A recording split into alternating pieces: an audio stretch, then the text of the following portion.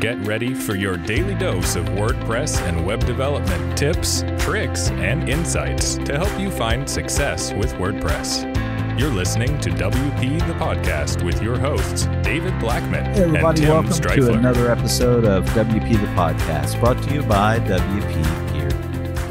I'm Tim Streifler. Today we're going to discuss PNGs, JPEGs, or GIFs, which you should be using on your client websites. And this is not an overly complex topic. We're not going to spend a ton of time, but we kind of wanted to give you an overview of what is the best use cases for each one of these image types. And you know what? In this day and age, there's a lot more image types that have come on the scene. WebP, SVGs. We're not diving off into that. We will link off to an article that tells you the difference between these images, but we wanted to discuss the most common types that people use on their websites. We're going to get this thing started off with PNGs. Anytime you use or need a transparent image on your website with a transparent background, you're going to need to save it as a PNG. So if you have a white background and you have an image with, a bunch of different, things in the background where you don't want that showing up on your website, you're going to need to use a PNG. So anytime you're going to use transparent, make sure you use a PNG. It's a larger file type. So you want to be really, really careful when you use PNGs because they tend to be larger in size, which could slow your website down and stuff. Tim, you want to talk about JPEGs? Yeah, JPEG is definitely, I would say, the best all-around choice for images because, as David mentioned, it is a smaller file size than a PNG. And so if you don't need that transparency with a PNG, then the JPEG is definitely the way to go. And then I guess I'll go ahead and jump in and talk a little bit about SVG, and then David, I'll let you talk about GIF. But SVG is great for logos or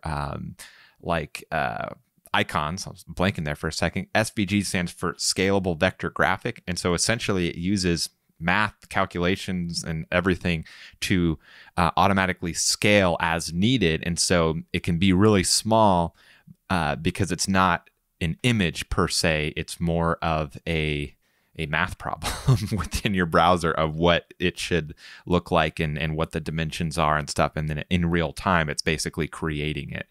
I'm sure there's definitely a way better explanation of SVG and how they work, but SVG can be really good for logos or for icons or maybe some simple graphic type of images that are made in a tool like Adobe Illustrator. But yeah, that's SVG. And GIFs, we're going to talk about briefly. A GIF is just an animation. If you're on social media, GIFs are all the rage, man. I mean, you may have seen a funny GIF in a comment and stuff. And so if you're going to have any type of animated needs on an image, you're going to need to go ahead and use the GIF format. Tim, do we want to talk about WebP at all? Well, we have an episode coming up about WebP. So we can talk about it more then, but we do have some links here. One article from WPMU Dev that does talk about it, and then an article from David's company, Aspen Grove Studios, that talks about WebP. So we'll link it to that in the show notes. But yeah, WebP is super modern and in a new format. One thing I do want to say, we talked about on yesterday's episode, is it GIF or is it GIF?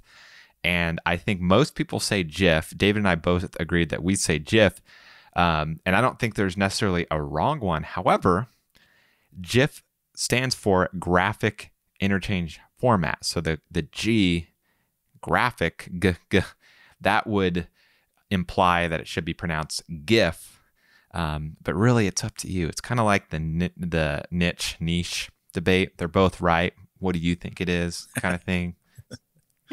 Absolutely. So yeah. All right. Well, tomorrow we've got a fantastic topic that I am really looking forward to. We're going to discuss our 5 best productivity apps for 2019. Tim, until tomorrow, we'll see you then. Take care. Bye-bye.